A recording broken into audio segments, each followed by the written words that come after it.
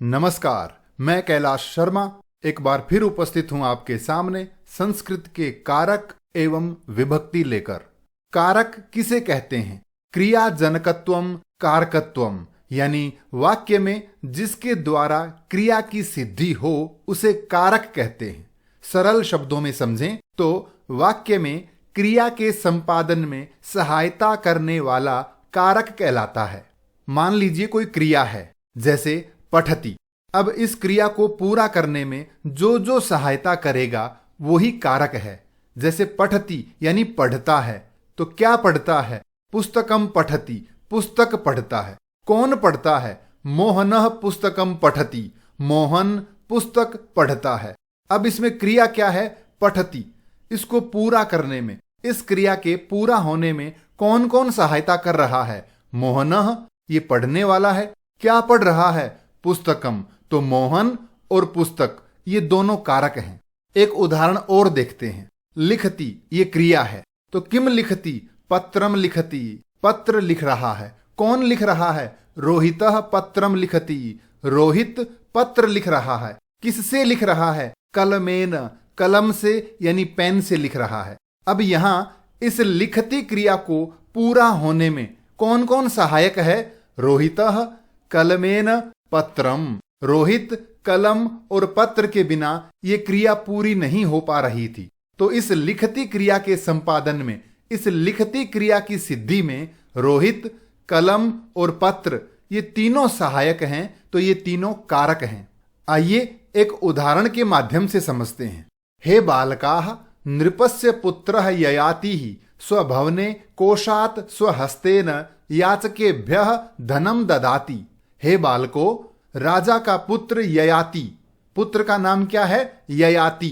तो राजा का पुत्र ययाति अपने भवन में खजाने से मांगने वालों को अपने हाथ से धन देता है। क्या देता है? धन देता है।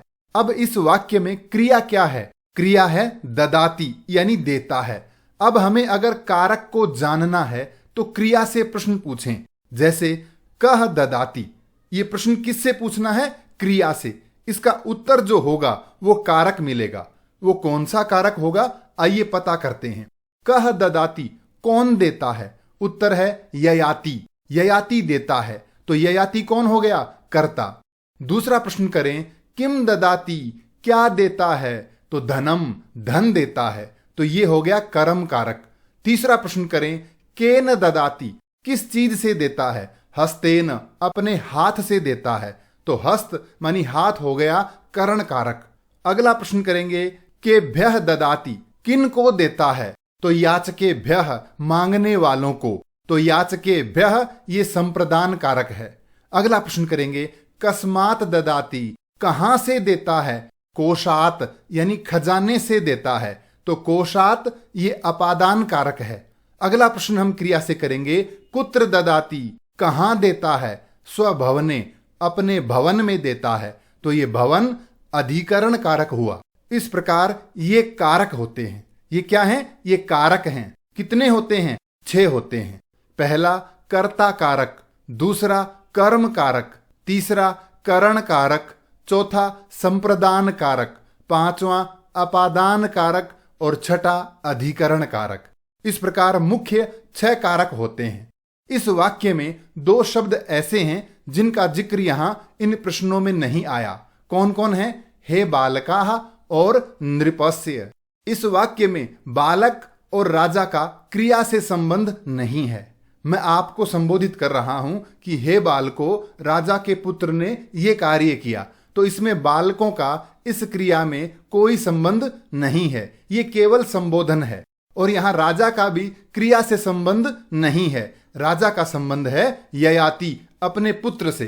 तो यहां नृपस्य और बालकाः ये दोनों कारक नहीं हैं। बालकाः ये संबोधन है और नृपस्य ये संबंध है। तो यहां संबोधन और संबंध को कारक नहीं माना जाता है। तो इस प्रकार कुल कारक कितने हुए? इन 6 को ही यहां कारक माना जाता है। आगे बढ़ते हैं, एक एक करके समझते हैं कि कारक क्या होते हैं।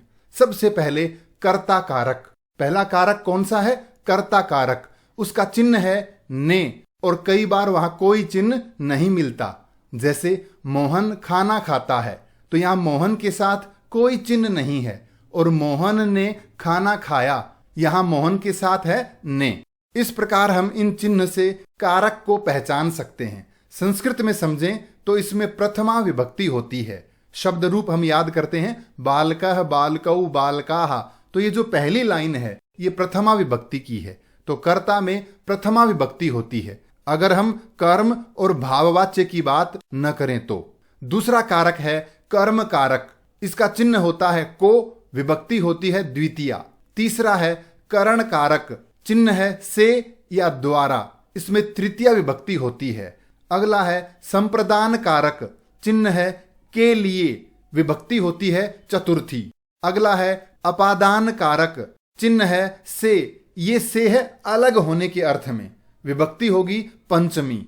अगला है संबंध, इसे संस्कृत में कारक नहीं माना जाता, लेकिन हिंदी में इसे कारक माना जाता है, तो इसका चिन्ह होता है का, के, की, विभक्ति होती है षष्ठी। अगला है अधिकरण कारक, चिन्ह है में, पर, और विभक्ति होती है सप्तमी। अंतिम है संबोधन, इसे भी कारक नहीं माना जाता, ये केवल संबोधन के लिए प्रयुक्त होता है। इसका चिन्ह है हे, अरे, भो, इसमें प्रथमा विभक्ति होती है। विभक्ति कुल होती हैं 7 और मुख्य कारक होते हैं 6।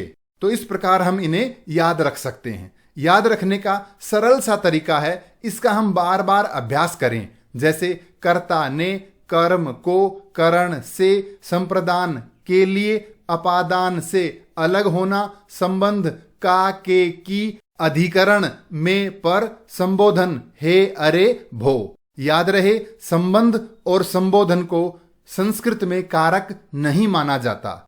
आपको पढ़ने ये 8 हैं, लेकिन केवल एक प्रश्न पूछा जाए कि कारक कितने होते हैं, तो आपको इन दोनों को वहां नहीं गिनना है, कारक 6 बताने हैं। अब एक एक को हम अच्छे से समझते हैं। पहला है कर्ता कारक। कर्ता किसे कहते हैं?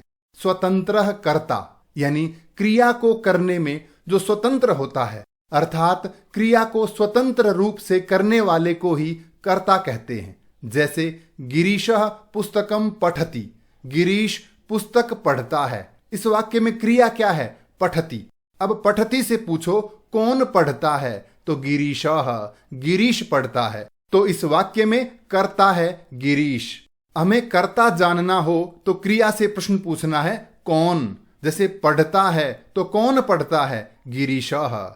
एक उदाहरण और देखते हैं। राकेशः वाहनेन जयपुरम गच्छति। राकेश वाहन से, गाड़ी से जयपुर जाता है। क्रिया क्या है? गच्छति। कर्ता जानना हो तो पूछो कौन जाता है, तो राकेशः, राकेश जाता है। तो कर्ता कौन होगा? राकेश। एक उदाहरण और देखते हैं। 10वीं कक्षायाम छात्राः पत्रम लिखन्ति। 10वीं कक्षा में छात्र पत्र लिख रहे हैं। क्रिया क्या है? लिखन्ति, यानी लिख रहे हैं। कर्ता जानना हो तो पूछो कौन लिख रहे हैं? छात्राः, छात्र लिख रहे हैं। तो ये कर्ता है। इसी प्रकार राधा 6ठी कक्षायाम पठति। राधा 6ठी कक्षा में पढ़ती है। तो क्रिया क्या है? पठति। पूछो कौन पढ़ता है? राधा। तो राधा यहां कर्ता है। आगे बढ़ते हैं। दूसरा कारक है कर्म कारक। कर्म किसे कहते हैं? कर्तुरिप्सितमम कर्म, यानी कर्तुहु इप्सितमम कर्म, यानी कर्ता को जो सबसे प्रिय हो, कर्ता जिसे सबसे ज्यादा चाहता हो, उसे कर्म कहते हैं। क्रिया के संपादन में कर्ता के सर्वाधिक अभिष्ट, अभिष्ट मानी इच्छित, चाहे गए को कर्म कहते हैं। कर्ता जिसे सर्वाधिक चाहता है उसे कर्म कहते हैं। जैसे पिछला एक उदाहरण देखा था हमने, गिरीशः पुस्तकम पठति। गिरीश पुस्तक पढ़ता है। इसमें क्रिया क्या है? पठति, यानी पढ़ता है। अब हमने पढ़ा है कि अगर कर्ता जानना हो तो क्रिया से क्या पूछें? कौन पढ़ता है? तो गिरीशः, गिरीश पढ़ता है। अब अगर हमें कर्म जानना है तो क्रिया से पूछेंगे क्या पढ़ता है? क्या पढ़ता है? पुस्तकम, यानी पुस्तक।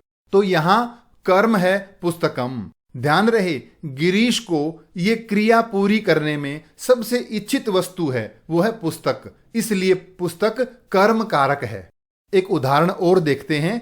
बालकः दुग्धम पिबति, बालक दूध पीता है। क्रिया क्या है? पिबति। अब कर्म को जानने के लिए क्रिया से पूछो, क्या पीता है? दुग्धम, दूध पीता है। तो यहां दूध कर्म कारक है। अगला उदाहरण है, छात्राः पत्रम लिखन्ति, छात्र पत्र लिख रहे हैं। क्रिया क्या है? लिखन्ति। तो इससे पूछो, क्या लिख रहे हैं? पत्रम। तो ये कर्म कारक है। एक उदाहरण और देखते हैं। राकेशः आपणात फलानि आनयति, राकेश बाजार से फल ला रहा है। तो क्रिया है आनयति, ला रहा है। अब इससे पूछो, क्या ला रहा है? फलानी यानी फल। तो यहां पर बालक को दूध प्रिय है, छात्र को पत्र, राकेश को फल। तो ये अभिष्ट वस्तु जो हैं ये सभी कर्म कारक हैं। अगला कारक है करण कारक। करण किसे कहते हैं? साधक तमम करणम, यानी क्रिया की सिद्धि में, क्रिया को करने में कर्ता के सबसे प्रमुख सहायक को करण कहते हैं। यानी कर्ता जिस चीज की सहायता से क्रिया को करता है उसे करण कहते हैं। जैसे गौरी जलेन मुखम प्रक्षालयति, गौरी पानी से मुंह धो रही है। क्रिया क्या है? प्रक्षालयति। कर्ता कौन है? गौरी। गौरी मुंह धो रही है। अब गौरी ये क्रिया किस चीज की सहायता से कर रही है? जलेन, जल से, यानी जल से, पानी से मुंह धो रही है। तो क्रिया की सिद्धि में सबसे सहायक वस्तु क्या है? जल यानी पानी। तो यहां करण कारक है जल। एक उदाहरण और देखते हैं। मोहनः कारयानेन जयपुरम गच्छति, मोहन कार से जयपुर जाता है। क्रिया क्या है? गच्छति। अब करने वाला यानी कर्ता है मोहन। अब मोहन जानने की क्रिया किस चीज की सहायता से कर रहा है? कारयानेन, कारयान से, कार से। तो ये करण कारक है। एक उदाहरण और देखते हैं। छात्रः कलमेन पत्रम लिखति, छात्र कलम से पत्र लिखता है। क्रिया क्या है? लिखति। किस चीज की सहायता से लिख रहा है? कलमेन। तो ये करण कारक है। इसी प्रकार माता दंडेन ताड़यति, माता डंडे से पिटाई कर रही है। क्रिया क्या है? ताड़यति। अब माता ये क्रिया किस चीज की सहायता से कर रही है? दंडेन, डंडे से। तो यहां डंडा करण कारक है। इसी प्रकार बालकाः कंदुकैः क्रीडन्ति, बालक गेंदों से खेल रहे हैं। क्रिया क्या है? क्रीडन्ति। किससे खेल रहे हैं? कंदुकैः, बहुत सारी गेंदों से। तो यहां गेंद करण कारक है। इसी प्रकार अगला कारक है संप्रदान कारक। संप्रदान किसे कहते हैं? कर्मणा यम अभिप्रैति स संप्रदानम, यानी जिसे कुछ दिया जाता है या जिसके लिए कोई कार्य किया जाता है उसे संप्रदान कहते हैं। इसको समझें दो आसान बातों से। एक तो उस व्यक्ति को संप्रदान कहते हैं जिसे कुछ दिया जाता है, दूसरा उसको संप्रदान कहते हैं जिसके लिए कोई कार्य किया जाता है। कर्ता अपने कार्य से किसी को प्रसन्न करना चाह रहा है, किसी के लिए कोई कार्य कर रहा है, वो संप्रदान है। जैसे रोहनः मित्राय लेखनीम ददाति, रोहन मित्र को पेन देता है। क्रिया क्या है? ददाति। अब ये किसको दे रहा है? मित्राय, मित्र को। तो यहां मित्र जो शब्द है वो संप्रदान कारक है, क्योंकि मित्र को ये चीज दी जा रही है। रोहन है कर्ता, लेखनी है कर्म, ददाती है क्रिया और मित्राय ये है संप्रदान कारक। इसी प्रकार एक उदाहरण और देखते हैं। माता बालकाय फलम आनयति, माता बालक के लिए फल लाती है। क्रिया क्या है? आनयति। क्या ला रही है? फल। ये फल है कर्म। कौन ला रहा है? माता। ये है कर्ता। अब किसके लिए ला रही है? बालकाय, बालक के लिए। तो बालक यहां है संप्रदान कारक। एक उदाहरण और देखते हैं। नृपः विप्राय धनम ददाति, राजा ब्राह्मण को धन देता है। क्रिया क्या है? ददाति। ध्यान रहे जिसको कुछ दिया जाता है उसे संप्रदान कहते हैं। तो यहां धन किसे दिया जा रहा है? विप्र को। तो ये विप्र संप्रदान कारक है। इसी तरह से रमेशः छात्राय पुस्तकम यच्छति, रमेश छात्र को पुस्तक देता है। क्रिया क्या है? यच्छति। किसे देता है? छात्राय। तो छात्र संप्रदान कारक है। इसी प्रकार अगला कारक है अपादान कारक। अपादान किसे कहते हैं? ध्रुवम पाए पादानम, यानी जिससे कोई वस्तु अलग होती है वह अपादान कारक होता है। एक चित्र के माध्यम से समझें, जैसे ये वृक्ष है और इससे क्या अलग हो रहा है? ये फल अलग हो रहा है। तो अलग होने वाला अपादान नहीं है, जिससे अलग हो रहा है वो अपादान है। तो यहां किससे अलग हो रहा है? वृक्ष से। इसी बात को एक वाक्य के माध्यम से समझते हैं। वृक्षात फलम पतति, वृक्ष से फल गिरता है। तो यहां फल किससे अलग हो रहा है? वृक्ष से। तो इस वाक्य में अपादान है वृक्ष। आगे बढ़ते हैं, एक उदाहरण और देखते हैं। अहम ग्रामात आगच्छामि, मैं गांव से आ रहा हूं। तो मैं कहां से अलग होके आ रहा हूं? ग्रामात। तो ग्राम अपादान है। एक उदाहरण और देखते हैं। गंगा हिमालयात प्रभवती, गंगा हिमालय से उत्पन्न होती है, हिमालय से बहती है। तो गंगा किससे अलग हो रही है? हिमालय से। तो हिमालयात ये अपादान है। इसी प्रकार रोहितः अश्वात अपतत, रोहित अश्व मानी घोड़े से गिर गया। तो रोहित किससे अलग हुआ? अश्व से, घोड़े से। तो ये अपादान है। इसी प्रकार छात्रः विद्यालयात गृहं गच्छति, छात्र विद्यालय से घर जाता है। तो छात्र कहां से अलग हो रहा है? विद्यालय से। तो विद्यालय अपादान कारक है। अगला है संबंध। षष्ठी शेषे, यानी संबंध में षष्ठी विभक्ति होती है। याद रहे, संबंध को कारक नहीं माना गया है। क्यों? क्योंकि इसका क्रिया से सीधा संबंध नहीं होता। तो संबंध यानी षष्ठी विभक्ति दो व्यक्ति या वस्तुओं का संबंध बताती है। दो व्यक्तियों में या दो वस्तुओं में क्या संबंध है, उस संबंध को दर्शाने के लिए षष्ठी विभक्ति का प्रयोग होता है। जैसे रमेशः संस्कृतस्य पुस्तकं पठति, रमेश संस्कृत की पुस्तक पढ़ता है। किसकी पुस्तक है? संस्कृतस्य, संस्कृत की। तो ये संबंध है। इसी प्रकार रामस्य भ्राता लक्ष्मणः अस्ति, राम का भाई लक्ष्मण है। तो लक्ष्मण किसका भाई है? रामस्य, राम का। तो ये संबंध है। इसी प्रकार तुलसीदासः रामचरितस्य रचयिता अस्ति, तुलसीदास रामचरित के रचयिता यानी रचनाकार हैं। किसके रचनाकार हैं? रामचरितस्य। तो ये संबंध है। इसी प्रकार पुष्पायाः पुत्रः क्रीडति, पुष्पा का बेटा खेल रहा है। तो यहां किसका बेटा? पुष्पा का। तो पुष्पायाः ये संबंध कारक है। इसी तरह से अयम तव विद्यालयः अस्ति, यह तुम्हारा विद्यालय है। तो किसका विद्यालय है? तव मानी तुम्हारा। तो ये संबंध है। अगला कारक है अधिकरण कारक। अधिकरण किसे कहते हैं? आधारोधिकरणम, यानी आधार ही अधिकरण है। अर्थात क्रिया के आधार को अधिकरण कहते हैं। यानी कोई भी क्रिया कहां हो रही है, वो जगह, वो स्थान, वो वस्तु, वो आधार है, वो अधिकरण है। जैसे वृक्षेषु खगाः कूजन्ति, पेड़ों पर पक्षी चहक रहे हैं। क्रिया क्या है? कूजन्ति, चहक रहे हैं। अब ये क्रिया कहां हो रही है? वृक्षेषु, पेड़ों पर। तो इस वाक्य में वृक्षेषु ये अधिकरण कारक है। एक उदाहरण और देखते हैं। विंशतिः छात्राः कक्षायां पठन्ति, 20 छात्र कक्षा में पढ़ रहे हैं। तो क्रिया क्या है? पठन्ति यानी पढ़ रहे हैं। ये क्रिया कहां हो रही है? कक्षायाम, कक्षा में। तो कक्षा अधिकरण कारक है। इसी तरह से नृपः सिंहासने तिष्ठति, राजा सिंहासन पर बैठता है। तो तिष्ठति क्रिया है, बैठता है कहां? सिंहासने। तो क्रिया का आधार क्या है? सिंहासन। तो सिंहासने ये सप्तमी विभक्ति यानी अधिकरण कारक है। इसी प्रकार मुनि ही आसने तिष्ठति, मुनि यानी सन्यासी आसन पर बैठता है। तो सन्यासी के बैठने का आधार क्या है? आसन। तो ये आसने ये अधिकरण कारक है। वयम जयपुर नगरे निवसामः, हम जयपुर नगर में रहते हैं। तो हमारे रहने का आधार कहां है? क्या है? जयपुर नगर। तो इसमें सप्तमी विभक्ति होती है और ये अधिकरण कारक होता है। इसी प्रकार अंतिम है संबोधन, यानी जिसे पुकारा जाए या जिसको संबोधित किया जाए उसे संबोधन कहते हैं।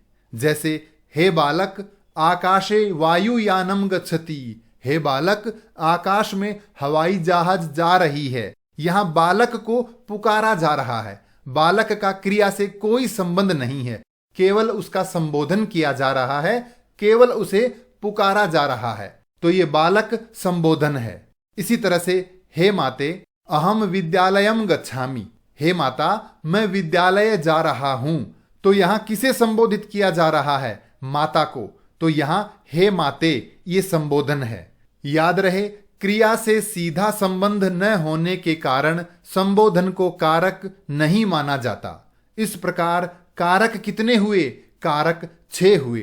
पहला कर्ता कारक, कर्म कारक, करण कारक, संप्रदान कारक, अपादान कारक। संबंध को कारक नहीं मानते। फिर है अधिकरण कारक और अंतिम संबोधन को भी कारक नहीं मानते। इसे याद रखने के लिए कारक चिन्ह की या विभक्ति की सहायता से उसे याद रखें। जैसे कर्ता ने, कर्म को, करण से, संप्रदान के लिए, अपादान से अलग होना, संबंध का के की, अधिकरण में पर, संबोधन हे अरे भो। तो ये थे कारक। कारक से संबंधित कोई भी प्रश्न हो तो कृपया कमेंट्स में लिखकर अवश्य पूछें। धन्यवाद।